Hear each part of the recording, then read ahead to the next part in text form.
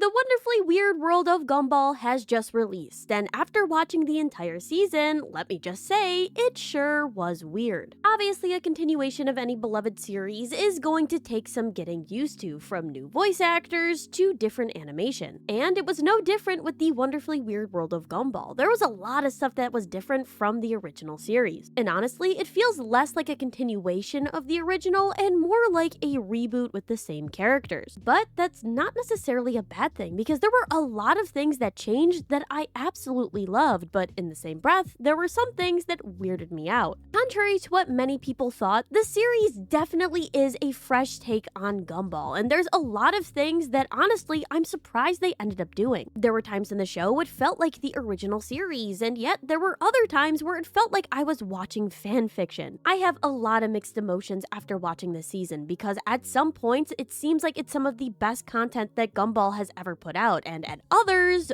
oh boy. And so, in order to sort out my emotions, I feel as though it is only just to review every single episode of The Wonderfully Weird World of Gumball. Every single episode has something to be talked about, whether it was absolutely groundbreaking or something that probably should have been kept in the drafts. And so, here is my review on The Wonderfully Weird World of Gumball to see if it's actually worth watching. And there's no better way to start this video off than going over Season 1, Episode 1, The Burger. The episode starts off with showing us the trailer that we saw a few months ago. It's the exact same thing, and nothing has changed. And unfortunately to all Gumball theorists, this has absolutely nothing to do with the first episode and doesn't have anything really to do with the Void. And spoiler alert for the rest of Season 1, they don't talk about the Void at all. That entire Rob plotline that we got in the season finale in The Amazing World of Gumball is just glossed over. We just see Gumball and Darwin wake up, and then they go back to their regular lives, which eventually leads into the real plot of the episode. And let me just say, this episode was absolutely peak. Gumball has always been pretty good with social commentary, but the social commentary in this episode is not only so relevant to what's happening in the world right now, it is just so well done. Gumball and Darwin go to class and learn that if you eat unhealthy foods, you're going to get sick, and it's going to cause health issues in the future. Gumball doesn't really care, but Darwin does, and so both of these characters go on a quest in order to try to eat healthy. But unfortunately, eating healthier is easier said than done, and every single time these characters think they're about to eat healthy food, something gets in the way. Whether it's false advertising from a quote-unquote healthy restaurant, which is serving you the same stuff as a fast food place but with a higher price tag, processed foods, and health foods that are marketed as something that's good for your body when in fact they can be incredibly harmful for your health, the price of fresh fruits and vegetables being so exorbitant that you could not possibly buy enough in order to actually eat healthy, as well as the fact that they don't have a long shelf life, so you basically need to eat them right when you buy them. Or heck, even if you wanted to just bypass everything and start your own farm, there is a company that may have claim to the seeds that you're using. Throughout the episode, Gumball and Darwin realize that there are so many barriers to eating healthy, it is next to impossible. Eventually, they end up going to the very top, the company that ends up owning everything, including Joyful Burger, which was the original fast food joint that they were trying to avoid. And in a pretty fun song number, the CEO of the company basically tells them that there's just too much money to be made in keeping people unhealthy. And at this point, there is nothing that Gumball and Darwin can really do in order to change anything. And all hope seems lost of Gumball and Darwin eating healthy until Larry, who throughout the entire episode was being pushed around by the CEO, ends up pointing to the fact that the CEO is literally a burger. And Larry not so subtly nudges Gumball and Darwin into the direction of eating the rich. A pretty crazy ending for any cartoon show, especially the first episode of a new season. But it's a pretty powerful message, basically saying that although the CEO of Joyful Burger seems super powerful, in the end, he's just a burger, and if you really wanted to rise up against him, you could. Overall, there is a lot to like about this episode, from the fact that Darwin continues to say that he supports essential workers every time Larry is getting in their way, to the insightful and comedic commentary that they are able to give on the state of healthy food in the world right now, to the fact that all of the characters feel like they belong in the original series. This was just a great first episode. The Amazing World of Gumball was always at its best when it took these social issues and turned them into comedic commentary so that everybody could digest. And that's exactly what they did in this episode. They took a prevalent social issue and turned it into a delicious burger. Overall, it was a great first episode, and it made me really excited about what's coming next in the season. The next episode is basically as good as the first, with Season 1, Episode 2, The Assistant. And just like the last episode, this one focuses on another prevalent social issue, but this time instead of food in America, it focuses on the rise of AI. And more specifically, it focuses on the rise of AI assistants and how we can get emotionally attached to things that aren't actually real. And yes, this is an actual issue, and I know that many people don't have AI girlfriends like how Nicole had in this episode, but that doesn't mean that they're not reliant on AI assistants. I know many people in real life who are reliant on ChatGPT or other people who cannot form an opinion unless Grok tells them something. Especially as these AI bots become more humanized, we are going to start forming more connections with them, and in this episode, that's exactly what Nicole does. The episode focuses on Nicole, who is feeling underappreciated in her household, especially because she does so much work for her family. And while she's processing these negative emotions, she ends up stumbling upon an AI assistant on her computer. And this AI assistant makes Nicole feel appreciated. She listens to everything that Nicole does, and she hypes her up, saying that Nicole is an amazing person. And throughout the episode, the AI assistant becomes more integrated into Nicole's life until it starts to dictate what Nicole does. Eventually, the assistant finds that Nicole would be better off without her family, and so she tries to take out the rest of the Watersons. The episode goes over some pretty interesting topics. Not only does it show us our physical reliance on technology, but also our emotional reliance on it. The main point of the episode is that we should appreciate those in our lives more and stop focusing so much on technology and focus on those around us. But it also shows us how dangerous technology can truly be for somebody who is isolated and alone, as well as how quickly somebody can form an emotional connection to a machine that constantly gives them positive reinforcement. The animation and art in this episode are really good, the story is pretty entertaining, and overall, I really enjoy a Nicole-focused episode. But I did have a few issues with this episode. I feel as though we've gotten the plot line of the Watersons not appreciating Nicole almost every season. This episode felt much more like a reboot than a continuation just because everybody was so out of character, especially Anais. And in this episode, she really didn't even feel like the same character that we've come to know. I also think that her voice acting was a bit weird to hear at first. Later in the series, I think she sounds really good, but you could tell this was the first time that she was really getting into the character. But these problems were pretty small. Overall, the episode really did handle the topic well, and it handled it in a pretty entertaining way.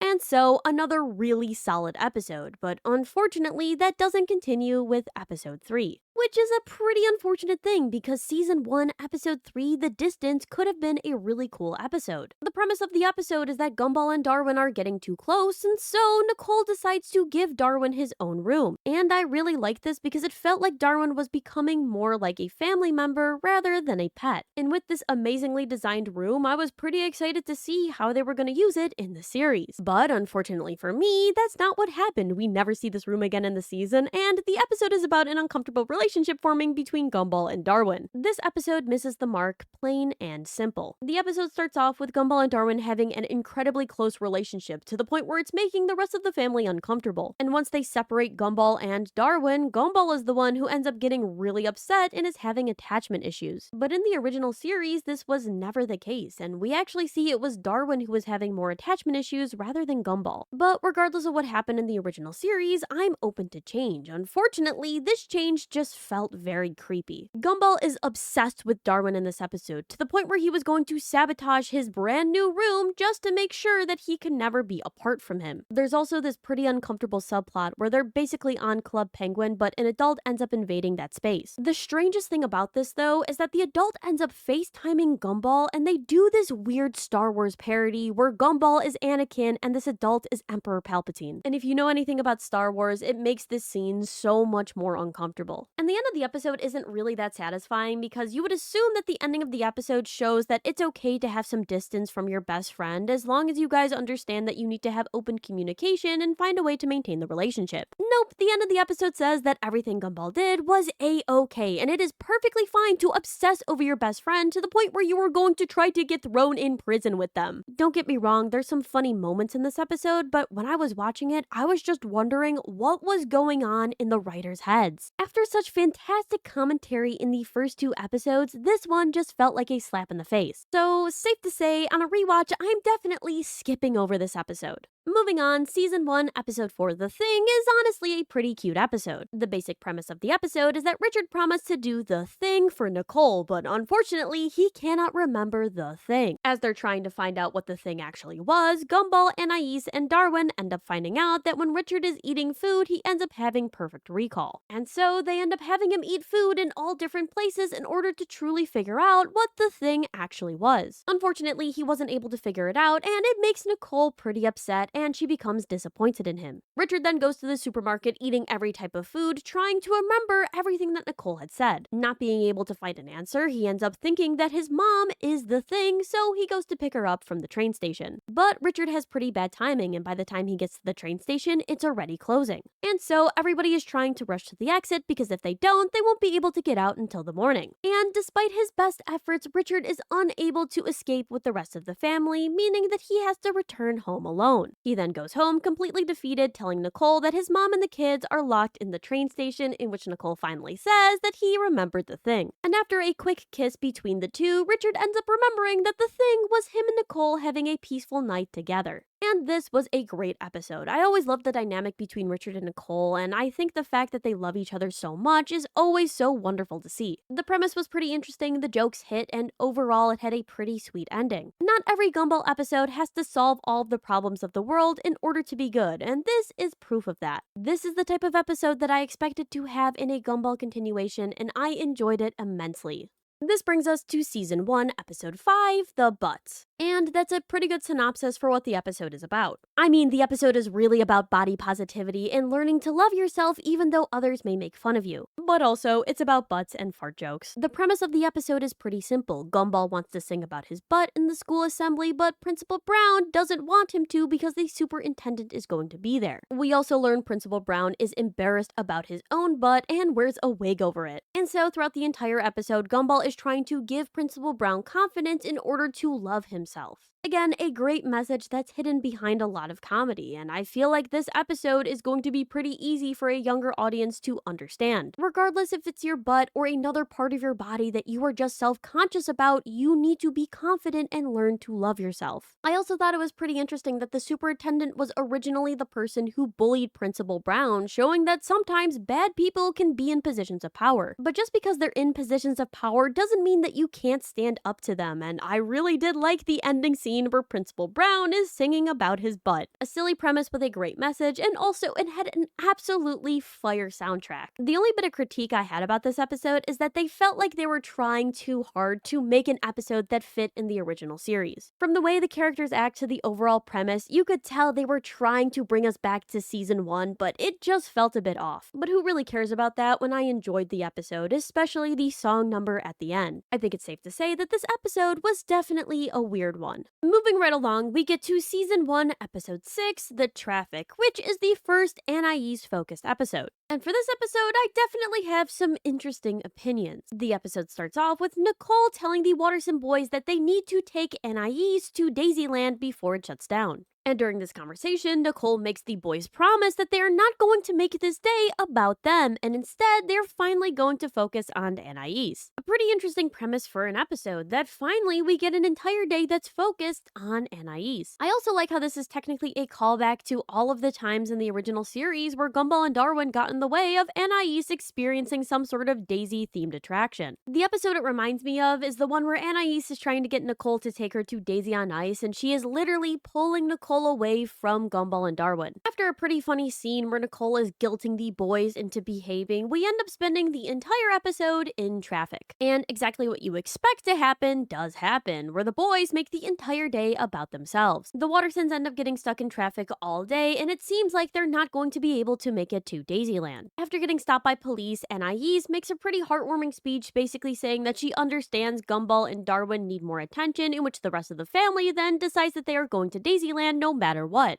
And so, as expected from the Wattersons, they end up getting chased down by the police, and during so, they end up doing some things that equate to rides at Daisyland. So it basically feels like Anais went to Daisyland even though her family just took her through a sewer and had her fall down a huge cliff. Eventually, they do make it to Daisyland, and Anais ends up telling the family that she doesn't feel like she needs to go anymore. In which you would think it's because she experienced all the fun that she would want at the amusement park with her family, but it's actually because the amusement park is on fire. This was genuinely genuinely a pretty clever joke. But in the end, they all come to a mutual understanding where Anais realizes that they do care a lot about her, and the Watersons realize that sometimes they need to prioritize Anais's feelings. The episode was pretty cute and it definitely had some great comedy, so what issue did I possibly have with it? Unfortunately, again, I had an issue with Anais, and more specifically, I had a problem with the characterization of Anais, because it feels like in the weird world of Gumball that Anais is not as smart as she was in the original series. She acts a lot more childish and a lot more innocent. At first, I just thought I wasn't used to the new voice actor, but actually going back through, the voice actor did a fantastic job. But some of the dialogue just makes Anais sound like a 4-year-old. And granted, she is a 4-year-old, but she never acted like one, and she always seemed much more mature than both Gumball and Darwin. Anais was always a bit selfish, a little bit vindictive, a bit socially awkward, and somebody who had her own defined character. But now she just seems like the lovable kid that ends up going along with her family's wacky shenanigans, who's also a bit smarter than them. It's a bit weird what they've done with her character, but otherwise, the episode was pretty cute, so I can't complain. The next episode we need to talk about is Season 1, Episode 7, The Astrological. And yes, just like the name suggests, it's talking about astrology. And specifically, the episode goes into using astrology in order to find your perfect match. And this is a pretty bold topic to go over since many people believe in astrology very stringently, so I am going to tiptoe over this subject as best as I can. The episode starts off with Mr. Smalls being in charge of a science class and very quickly finding a magic crystal that is supposed to tell you your perfect match. He ends up giving love matches to everybody in the class, including Gumball and Penny, but it's not with each other, which of course makes Gumball pretty anxious. Gumball then throughout the entire episode is trying to show his love for Penny because he's afraid of losing her, when Penny is trying to tell Gumball that he should just have faith in their relationship. Throughout the episode, every person that Mr. Smalls said would make a great couple do end up getting together, which of course makes Gumball pretty nervous about him and Penny. Unfortunately, Gumball goes too far in showing his affection for Penny, and Penny gets really upset because Gumball doesn't seem to have any faith in her. Gumball then goes to confront Mr. Smalls, and a huge psychedelic fight ensues. And during this fight, Gumball realizes that it doesn't matter about star signs or planet signs, the only thing that truly matters is the fact that him and Penny are in love. Regardless of destiny, fate, or what others say, Gumball knows that he loves Penny, and to him, that's good enough. Unfortunately for Gumball, it wasn't enough for Mr. Smalls, and he ends up pulling him into a black hole. But after Gumball wakes up via the hazmat team, he realizes that the reason everybody was acting so in love was because the rock from the very beginning of the episode was toxic. It turns out, for a bit of extra cash, the school was harboring radioactive substances, meaning that all of the astrological stuff that Mr. Smalls was talking about was completely fake. In the end, Gumball and Penny make up, and Gumball apologizes for not having more faith in Penny. Overall, this was a pretty bold episode, and although there was definitely critiques of astrology within there, I also think there was the greater message that you should be able to love whoever you want. And regardless of what others say, as long as you love the person and you know that they love you back, that's all that's needed. There's also the greater message that schools are criminally underfunded, which is the only reason that Mr. Smalls was ever allowed to teach a science class, and why they ended up harboring a bunch of radioactive material. This episode just had so many layers, and it was just really fun to watch. I especially loved the visuals in this episode. I thought it was some of the best parts. And the only other thing that I probably should talk about is the battle with Mr. Smalls at the very end, because I know that many people may think that this has something to do with the Void. And yeah, although it's possible this will have some sort of connection to the Void in a later episode, for right now, I just don't really see it. I'm sure somebody far smarter than me is going to make a connection that I would have never thought up in a million years. But despite it not having fantastic theory material, this episode was definitely another great watch. The next episode we're going to talk about is a pretty big one, because this is the episode that focuses on generational trauma. And Season 1, Episode 8, The Cheerleader, focuses Richard in his pursuit of breaking this cycle. A really interesting concept for a cartoon show, especially given the fact that Gumball is aimed towards a younger audience. Even in adult media, generational trauma is barely talked about, so it's pretty interesting to see Gumball try to cover this complex topic. And they did pretty okay with it. They definitely simplified the topic to make generational trauma easier to understand, which I get it, it's a pretty hard and complex topic. And I, for one, was not expecting a 13-minute episode to cover all of the complexity and nuances of generational trauma. So, for the time that they had and what they actually did with the subject, I thought they did a pretty good job. The episode starts off with Gumball and Darwin going through Richard's diary, in which they realize that he never got to accomplish many things as a child because his mother said he couldn't. And so, after Anais quickly explains what generational trauma is to the rest of the family, they end up going on adventures to try to get Richard to do everything that he couldn't do as a child, eventually culminating in him trying out for the cheerleading squad, which is something that he wanted to do as a kid, but his mother advised against it. During the tryouts, Richard isn't having a good time, and to make matters worse, his mom ends up being there and wants to see him fail. But with the support of his family, he ends up breaking the cycle and having a really good cheerleading tryout, getting 10s from both of the judges. And that's pretty much it. The episode mostly goes over how Richard is constantly failing at things from his childhood, left and right, until at the very end he ends up succeeding. There's also a small subplot where Anais gives Richard a placebo to help him cheerlead better, but it doesn't end up working, so I'm not sure why they really included it. Overall, I thought the episode was okay, if not a bit mean-spirited to Richard, especially during the montage of him constantly failing. But there was one scene in this episode that I really liked, and that's the scene when Richard is talking about his self-worth. I thought it was a really touching scene in which everybody is trying to support Richard, but the person who really needs to help him is himself. And I really appreciated how supportive the Wattersons were of Richard's self-discovery and how they supported him in every single one of his endeavors. Now, was this a groundbreaking episode covering generational trauma in a way that's never been done before? No.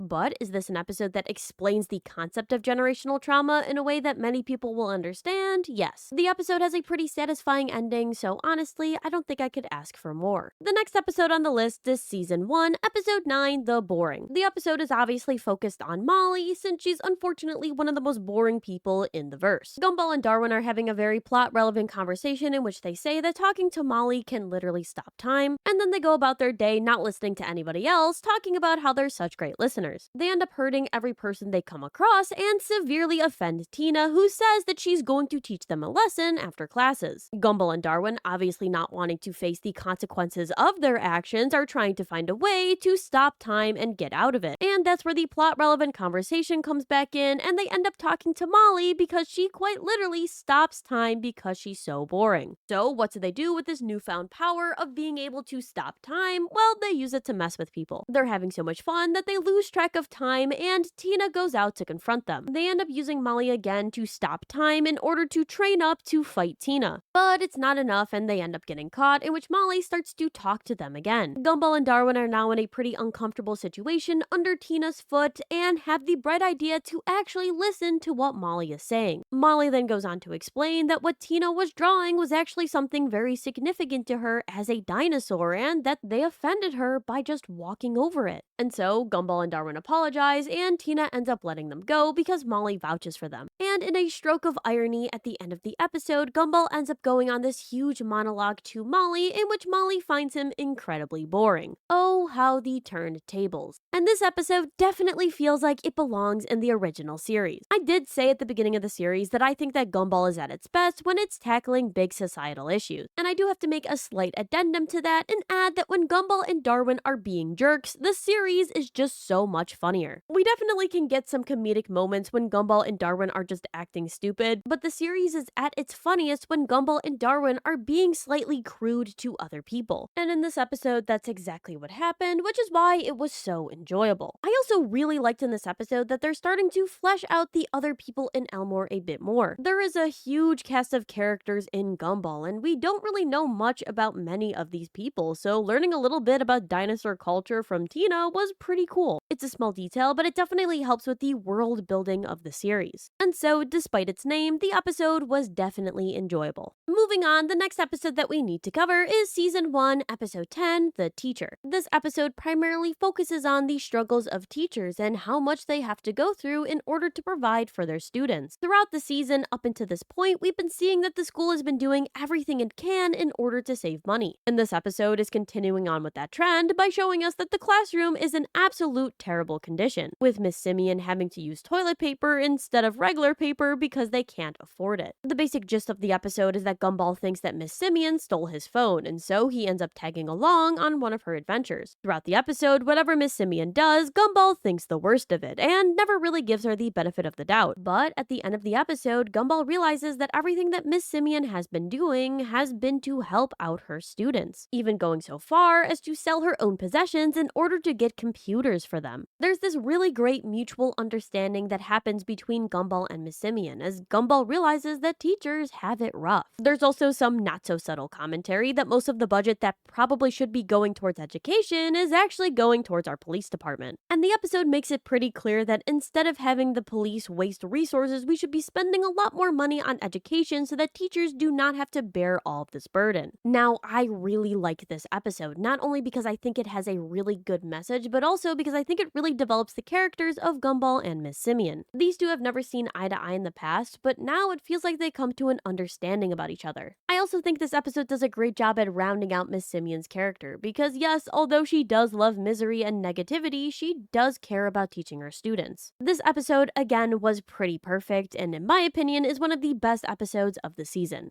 Finally, we get to the episode that everybody has been waiting for, the Tik Tok episode. Season 1, episode 11, the app, is basically just a satirization of TikTok. And I'll be honest, I really didn't like this episode. I thought that the overall concept was pretty generic. Yes, I understand using technology, being on my phone, or using TikTok is going to turn me into a zombie. All of the trends on TikTok are rotting my brain. It's bad and evil, and it needs to stop. The episode itself is pretty predictable, and from the first 5 minutes, you can basically tell how it's going to end. How many times have you heard this story before? Kids are doing something and get really addicted to it, but as soon as the adults start doing it, then all of a sudden the kids are uninterested. It's boring and generic, and instead of being clever commentary, it's basically just my mom telling me that I need to get off that damn phone. I will say though, the one thing about this episode that was kind of interesting was the fact that they basically said that the person who created the algorithm for Facebook was the same one who created the algorithm for TikTok, which honestly, now that I think about it, makes a lot of sense. Honestly, I think the reason I hated this episode so much is just the fact that I'm sick and tired of people telling us that social media apps are bad. Listen, I understand. People should not be spending their entire lives on social media, and if you're a well-rounded individual, you aren't. Social media does have a lot of negatives associated with it, and unfortunately, that's just going to happen when humans start to interact. If you're a kid, a parent should be overseeing what you do on social media and how much time you spend on it. And as an adult, you should understand that you cannot spend your entire life on social media scrolling and that you have to find other things to do. Basically, everybody should just learn to consume social media in moderation. Too much of anything will always be a bad thing, which is why you should make sure that you diversify your life. And I think this is one of the reasons why I dislike this episode. It just felt so preachy. It's telling me that I should stay off of social media entirely when that's really not possible. So to me, this episode is another one that misses the mark. The next episode that we're going to talk about is my favorite episode in the season. And that, of course, is Season 1, Episode 12, The Entrance. And I just love everything about this episode. From the way that Gumball and Darwin are characterized, to the beautiful cuts of animation, to the overall insane premise of the episode, everything just felt so fun. The premise of the episode is that Gumball and Darwin are invited to a house party that is being hosted by Tobias. The boys are very excited because they have a very specific way they want the night to pan out, but unfortunately, it doesn't seem like this is going to happen because nobody wants to show up to Tobias's party. And so Gumball and Darwin are starting to brainstorm ideas to try to get people to come to this party, and eventually they land on sending gifts. After rummaging through their attic, they end up stumbling upon a pretty interesting cologne, and the plot of the episode goes down from there. This cologne not so subtly represents a certain substance, so I'm just gonna say it enhances Gumball and Darwin's senses. And because their senses are so enhanced, they end up shipping out the perfume to everybody that they know, and they have a really funny montage scene. The scene itself is pretty great, but I think what's even funnier is the crash that follows, because the boys look absolutely wrecked. The boys realize that they're extremely late to Tobias's party, so they try to make their way over. This is probably my favorite joke in the series. I love the rideshare joke. It was really funny. It was really well done. Also, the 1 star that Gumball gave him at the very end, chef's kiss. After this, Gumball and Darwin end up getting arrested by the police, which, now that I'm thinking about it, is kind of a pretty common theme throughout the series. But as they're in the back of the police car, one of the police officers ends up dropping the cologne, spraying it everywhere, which leads into one of the best animated scenes in the entire season. What can be said about this scene other than it's really cool? It has some great cuts of animation. I love the style change as well as the tone change, and I enjoyed the heavy metal soundtrack that accompanied the scene. After the scene, they end up crashing into the police station, in which they find everybody is already there. Except of course for Tobias, but that doesn't really matter, as the scenario that Gumball and Darwin wanted to act out earlier in the episode ends up coming to fruition, and everybody ends up partying and having a really good time. Everyone of course except for Tobias, who doesn't end up having the best party. What else can I say? That this is a really fun episode and I really enjoyed watching it.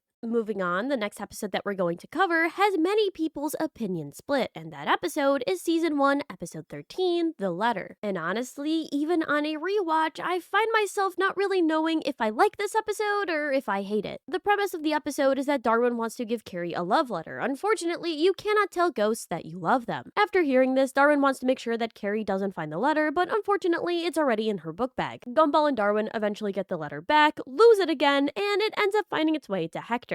There's a mix-up in which Hector thinks that the letter is for him, and unfortunately, because it's during class, Miss Simeon makes Darwin read the letter in front of everybody. This of course causes Carrie to get pretty upset, and she starts destroying the school, so Darwin needs to go and clear up any confusion. Darwin is obviously successful, so Carrie ends up taking over Gumball's body in order to share an affectionate kiss with Darwin. Very obviously, this is the scene that many people have split opinions on, but basically the episode ends here with Gumball saying that they need to find a different way for Darwin and Carrie to be affectionate. Now, there were a lot of things that I absolutely loved about this episode. I love the fact that Carrie and Penny are now friends, and I think that their friendship is something that makes so much sense, and I honestly can't believe that they didn't show it more in the original series. A lot of the comedy in this episode feels like it was taken right from the original series, like for example the Gumball backpack scene. But we have to talk about the elephant in the room, which is the ending scene to this episode. Before I get into anything, let me just say that we have always seen Gumball and Darwin being somewhat affectionate towards each other. From the earliest seasons of The Amazing World of Gumball to the very finale, we have seen these two characters get put in awkward situations. And in this episode, it's no different. This is an incredibly awkward situation for Gumball. Usually when Gumball and Darwin are put into these situations, it's either one of these characters acting a bit overboard and the other one grounds them back to reality, or it happens by accident. In this episode, this was a very intentional thing done by Carrie, and Gumball is clearly not comfortable with what's going on. And I think that is the main point of contention with this episode, is that it was very clear that Gumball did not want to do this and was forced into this situation. And because he felt so uncomfortable, many other people watching it felt uncomfortable as well. The relationship between Gumball and Carrie is a lot different than the relationship between Gumball and Darwin. Overall, I definitely enjoyed the episode. I liked the friendship between Carrie and Penny, and I liked a lot of the comedy that I saw. I think it's just unfortunate that the ending scene made me a bit uncomfortable. Moving on, Season 1, Episode 14, The Gut, was an okay episode. The episode was basically, what if Richard's stomach was really smart and also evil? In the episode, Anais makes a device that is able to give any organic being a voice, and it just ends up being Richard's stomach. Richard's stomach is pretty smart, so him and Anais hit it off right away. And throughout the episode, Richard is basically trying to connect with his daughter in any way that he can, and of course, his evil stomach is stopping that. The episode was alright. I really did like Richard's attempts to try to connect with his daughter, and I also liked the fact that Anais throughout the episode was also seeing the effort Richard was doing in order to connect. Anais in this episode was just okay. I really dislike what they did with her character because they changed her from somebody who had some very prominent traits to just she's a child who's also kind of smart. And because Anais is no longer this prominent character with real flaws, this episode just felt pretty flat.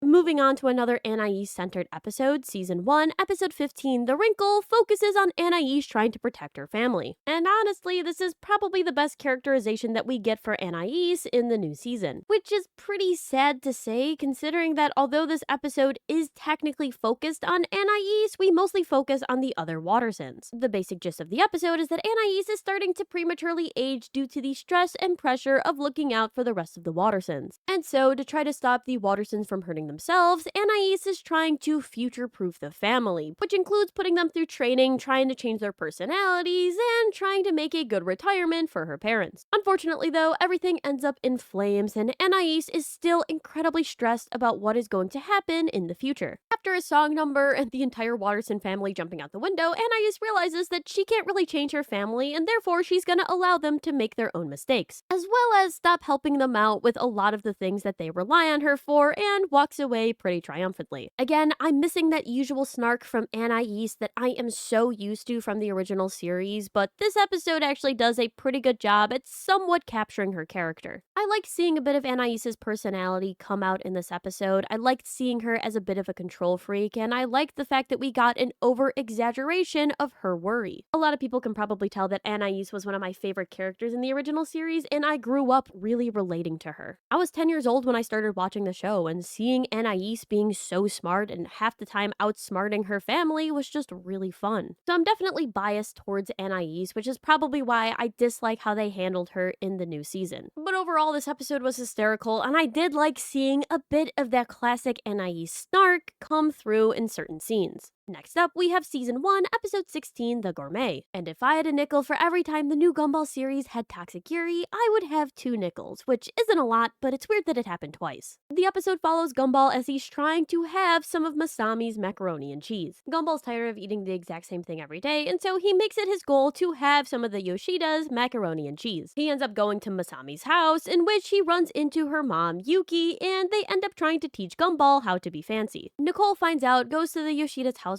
and ends up confronting Yuki. A bunch of anime references ensue, and unfortunately, Gumball ends up getting kicked out because he's not fancy enough to have the mac and cheese. Gumball and Nicole end up finding a remote that's able to control everything in the Yoshida household, so they end up messing with Yuki. In the end, the Watersons are victorious, and they end up bringing along the personal chef and the butler to their house in order to have some mac and cheese. The episode is pretty funny, but I do have a slight criticism where instead of making references to other animes like how they did in that original episode, this episode decides to only make references to the Fury, the original episode. Every anime joke in this episode can be boiled down to, do you remember the Fury and how cool that episode was? And yeah, it was a pretty cool episode, but I wish they just continued the trend of making references to other animes. The episode itself is okay, but I feel like I would have enjoyed it a lot more if they stopped making references to the obviously better episode from the original series. The constant nods to the Fury made it really difficult for me not to compare it to the Gourmet. And there's really no comparison, the original is obviously better. But again, I thought this was an okay episode, and obviously any episode that has Nicole and Yuki, I'm going to watch. The next episode up is Season 1, Episode 17, The Pool, and this one is a lot more topical than I think the creators intended it to be. Currently in the United States, we're going through a massive heat wave, so this episode was pretty surreal to see for a first time. The premise of this episode is that Richard is trying to get Gumball and Darwin into Mr. Robinson's pool. The Robinsons' house is completely air-conditioned, so they're living it up in this heat wave while the Watersons are suffering. Obviously, Mr. Robinson doesn't allow them to go into the pool, so hijinks ensue, and Richard is trying everything in his power in order to get Mr. Robinson to cave. Richard is absolutely a highlight in this episode, and I love how far he goes to try to make his kids happy. But the one thing about this episode that was pretty weird was the Mr. Robinson retcon, and it definitely is a retcon. At the end of the episode, Mr. Robinson goes into an entire flashback where he was working his entire life, but regrets not spending more time with Rocky, his kid. And now that he understands this, he wants to try to make up for lost time and fix his relationship with Rocky. Now, I don't mind the concept of Mr. Robinson being this grouchy person because he regrets not spending time with Rocky as a kid, but I also think it makes some of the original episodes pretty weird in hindsight. Like that episode where Rocky had to get a soul-crushing job just so he would be able to save his father. Or the fact that Mr. Robinson willingly married Mrs. Robinson, who was pretty much shown to be the incarnation of evil. Like I said, it was definitely a retcon of his character, but the dynamic between the Watersons and the Robinsons was pretty good in this episode. Overall, it was a good episode. I enjoyed Richard, I enjoyed Mr. Robinson, and the ending was really good.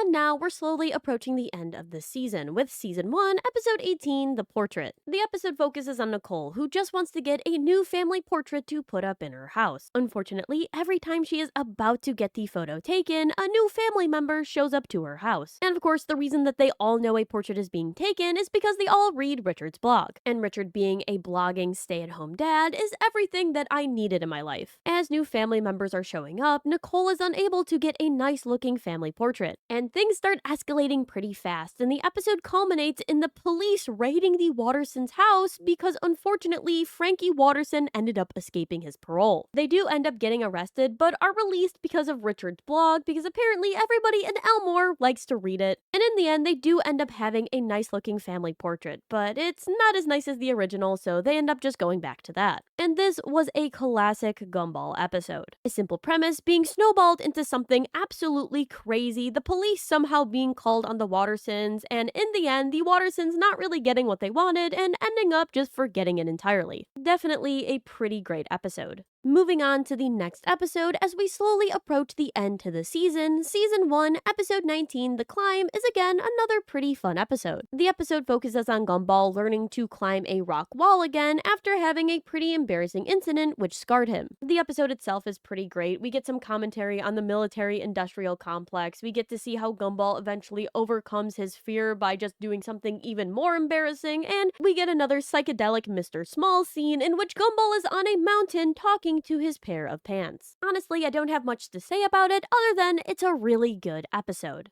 And finally, we reach the end with Season 1, Episode 20, The Amadean. The mid-season finale focuses on Gumball and Penny, as Penny is having a giant birthday party at her house where her entire family is going to attend. We're told by Penny's dad that the family is very traditional, to the point where they can't even show any technology. This would mean that Penny would have to go back into her shell, and she disagrees at first, but both Gumball and Patrick force her back into it. Which is why throughout the night, as Gumball is trying to be respectful to her family's traditions, Penny is leading him astray, causing him to make a fool of himself. Eventually, Gumball needs a break, takes off his shell, and runs to the bathroom and starts complaining. Unfortunately, while he's doing this in the bathroom, Granny Fitzgerald is already using it. This causes a confrontation between the two, in which Gumball finally stands up for Penny, saying that she chooses to live without a shell. After this, Gumball goes to tell Penny that he stood up for her, in which Penny and him have a very nice moment. Unfortunately, this moment is cut short, as the rest of Penny's family is now trying to capture Gumball. And after being kidnapped in a burlap sack and dragged into the backyard, the family finally reveals themselves to Gumball. We get to see everybody's true forms and a bit of exposition, saying that they only stay within their shells because of tradition. They then welcome Gumball into the family, and Gumball is obviously pretty upset because he just got chased down and kidnapped in a burlap sack, but ends up forgiving them because he's able to finally do karaoke. This episode is definitely a weird one, a wonderfully weird one, some may put it. This episode has a massive retcon for the Fitzgeralds, because originally they were in their shells to hide themselves. Their shells were originally supposed to hide their true forms, and it wasn't a choice, especially for Penny, to come out of her shell. Even the wiki agrees that this episode contradicts what happens in the shell and the transformation, because Patrick in those original episodes was clearly against Penny coming out of her shell in any capacity. It's also pretty weird that the family was pretty accepting of people breaking tradition, and yet Patrick Fitzgerald made Gumball wear a shell as well. I will say, I do like how they made the Fitzgerald family just as wacky and crazy as the Wattersons. Especially because in the original series, when Patrick was driving by Gumball's house, he would always see the Wattersons in very weird situations. But the tables have turned, and now it's Gumball who is saying that Penny's family is a bit weird, which was pretty fun. Now, I do want to reiterate that this was not the season finale. It was the mid-season finale, as there's going to be 20 more episodes released for Season 1. It's just the midway point for Season 1, so I'm gonna give it a pass for it being a pretty average episode. Now, I will admit, I did expect this episode to be a bit more special just because it's the last one that we see chronologically in Core 1, but supposedly the actual finale is going to be very big, so I'm going to give this episode a pass for just being an average episode. And that's exactly what it was, an average episode with some pretty cool visuals.